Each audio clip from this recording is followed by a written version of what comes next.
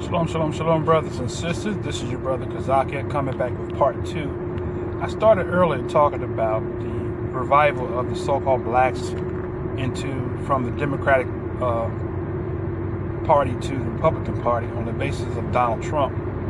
And it's an overwhelming revival that's taking place. But what I want to say is Donald Trump, I was mentioning earlier that he is not conducting himself as a president, and when people say he's not being presidential, and I think he doesn't get it, and part of it has probably to do with his personality, because a person that is a president,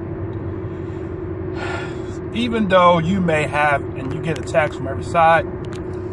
Me being a former pastor, people will attack you, but pastors don't lash out at people. A president is in a high position like a pastor of a congregation, and not necessarily from a religious perspective, but from a leadership perspective. And there are certain things that you should not say because you're a leader. In other words, you can't say everything that comes across your mind because you're dealing with people. And when you're a people person, president, just like a pastor, should be a people person. If you don't like people, then to be the president, or even to be a pastor, or in his case president, if you don't like people, then you are basically showing that you're not presidential. Okay?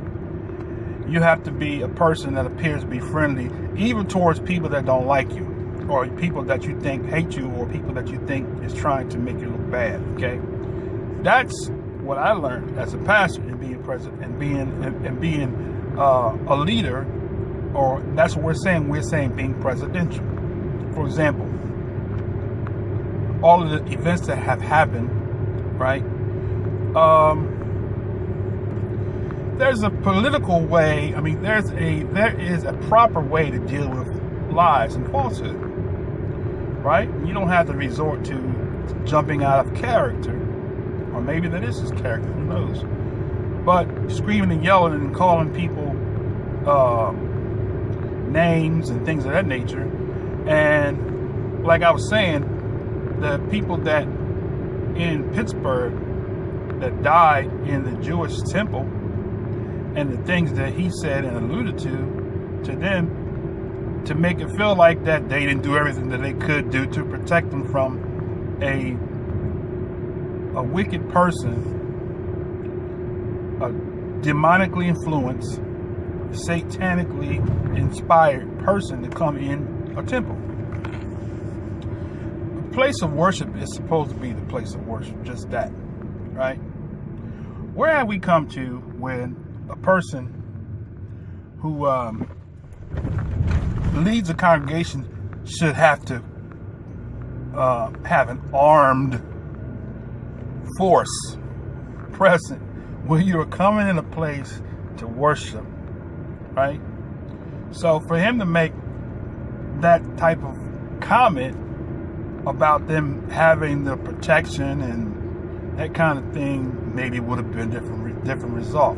Who would have thought, right? I mean, at any given time, a wicked person can come anywhere, anytime.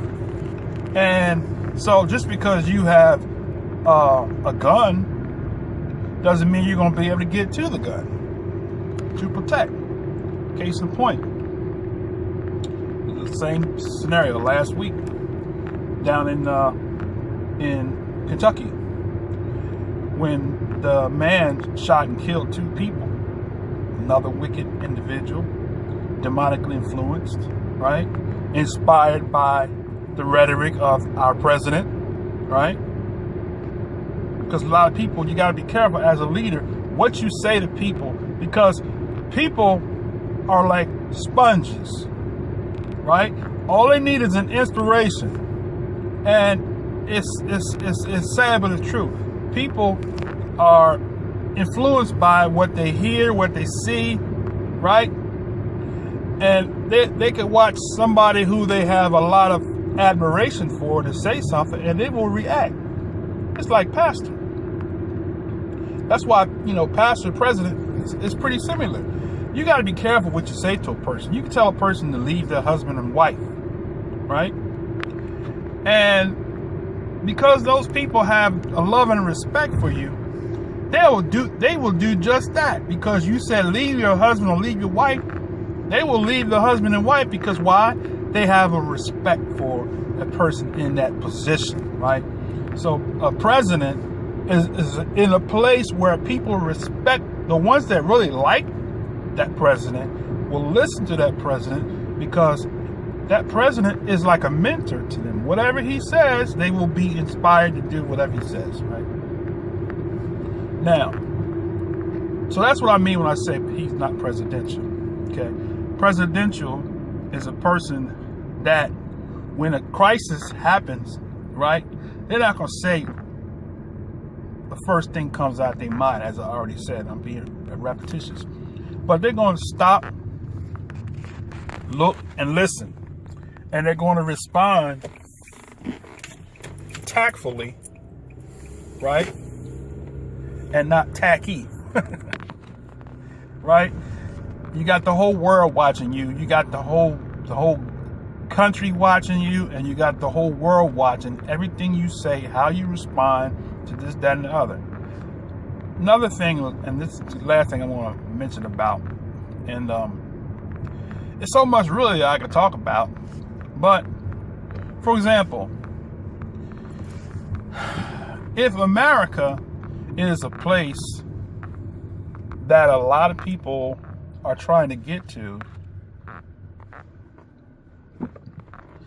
that ought to tell you that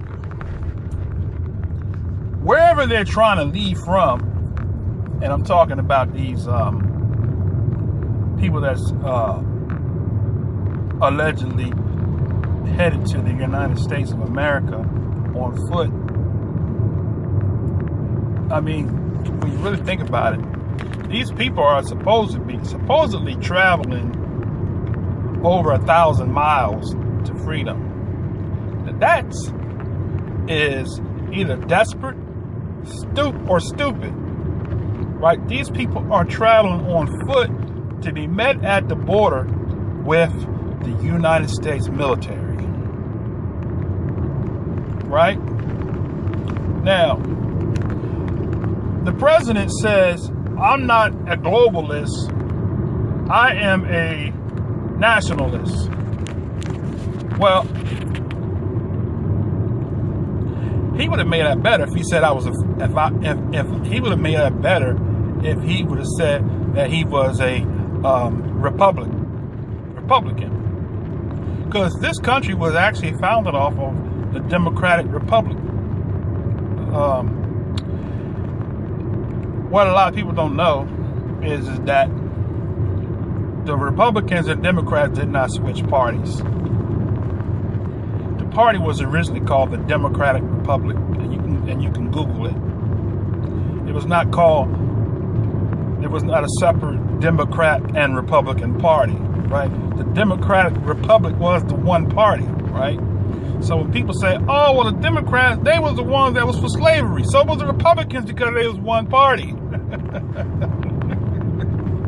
They were one party. But as times progressed, as people that came up on the scene that became of an eligible age, that saw all of the terror of slavery and the laws passed to dehumanize a people, when those people came and formed, or I should say, when those people came and were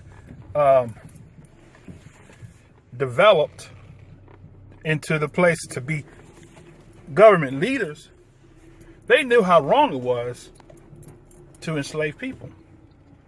So what did they do? Right? They got together to pass laws to put an end to that, right? So every person in this particular time, and please don't be offended by hearing this. Every white person that was in power had owned slaves, whether they were Republicans or whether they were Democrats, right? So the enslaving of humans was a big business for them, right? And so they had desensitized their conscience because they used a religious protocol in the book of Genesis chapter 9 to justify them dehumanizing the people who they had so-called purchased to bring into the lands of America and the islands and the lands of the Europeans, right? So they utilized the Bible. They twisted the doctrines to make the Bible appear like that it gave a justification to enslave the so-called Negroes because Ham was cursed to be a slave. Okay? This is not a theological teaching. We know if you just go to Genesis 9, you will find out that Ham was not cursed. Okay? You can read that. That's a fact. Okay? So since we're dealing with facts, like I said, fact of the matter is the Democrats, and you can go to, I'll give you a place where you can research and you'll find this to be true. You can go to Britannica.com and do research on the Democratic Party. And they will tell you that the Democratic Party was originally called the Democratic Republic, right? And that is who our government became. Okay, but like I said, as time progressed and the new generation came up, after seeing what their fathers did, right, and reviewing a lot of the doctrines that they had believed, that they was trained to believe that blacks were cursed to be slaves, and coming to an understanding that this is wrong is what brought about the change in this country. So some of the same people that were Democratic Republicans, same people, right wing, left wing, right? They started beginning to operate off of the conscience that this is wrong, right? And so that's what brought about the changes of the abolishment of slavery. For example, you have a people, you ever heard of the Quakers, right? They call them the Friends, right? In their history, they tell you that they actually believed in slavery and they had slaves. But through their religious conviction, they realized that this is wrong. And it was because of a people conscious starting, the new generation that came up, their conscience started getting pricked that this is wrong. And so what did they do? They started bucking against the system. That's what caused the Civil War. The battle between those that were pro-slavery and those that were against slavery. And so the Democratic Republic, that was the government of the day, had so much invested in this illegal, and that's what it was, illegal, business of enslaving a people that they was willing to hold on to it because it was their bread and butter. But the masses of people began to grow and to be born that were against it. There were more people that was against it that was for it in the upcoming generations, which caused an internal war of those that was pro and those that was against it. The sad part is that the people that came up the generation after, many of them received the benefits of what their fathers had gotten from the illegal enslaving of people.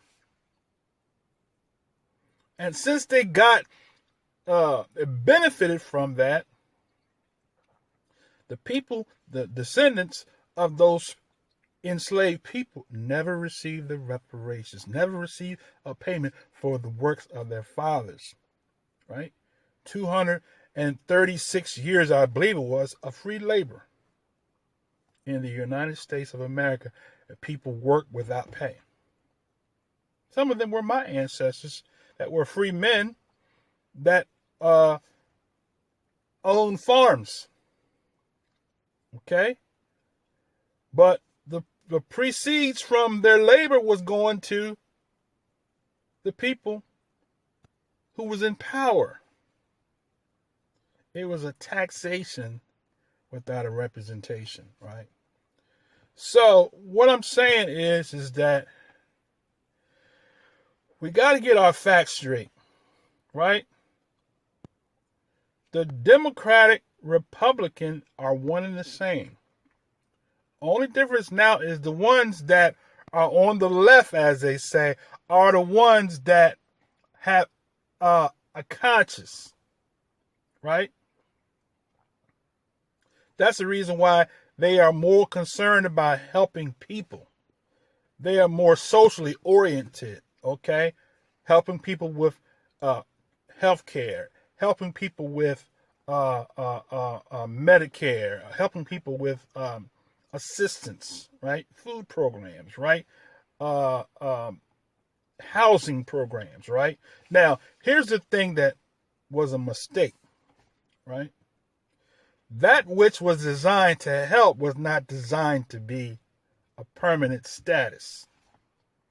But people found out that they could learn the system and stay on the system and spend their life on the system and then have their children continue on the system.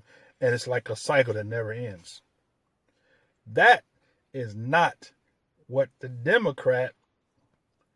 left had designed or had in mind for the program assistance. It was a program to do what it says, to assist, not to live off of, right? So when we wake up as a people and realize, and it's not just so-called black people that's on the assistance programs, right? And you can look at the statistics. I believe that statistically there are more whites that are on the system than it is blacks. But you do the research and you get back with me. But what I'm trying to say is that which the government provides is not to be something that we live off of. It's supposed to be something to assist us to get us to the next phase. And when we as a people learn that, yes, crisis happen to everybody. Everybody needs somebody to help them at some point in time in their life. When you get and you're down and out, you expect something, right? Somebody to step up and help you, not take care of you. When we're in the position where we want somebody to take care of us, then we have missed the whole thing. So as I close, let's not be caught up during this election in picking people because they're a Republican or a Democrat or because they talk good. Let's look at the fruit, right? If a person says one thing and they do one thing, you shall know them by the fruit, right? If you reject a person that's trying to come to freedom, where they want something better for their family, and you're going to shut them down the door, right? That's not showing that you have a love and compassion for humanity. And on that note, I say shalom, shalom, shalom.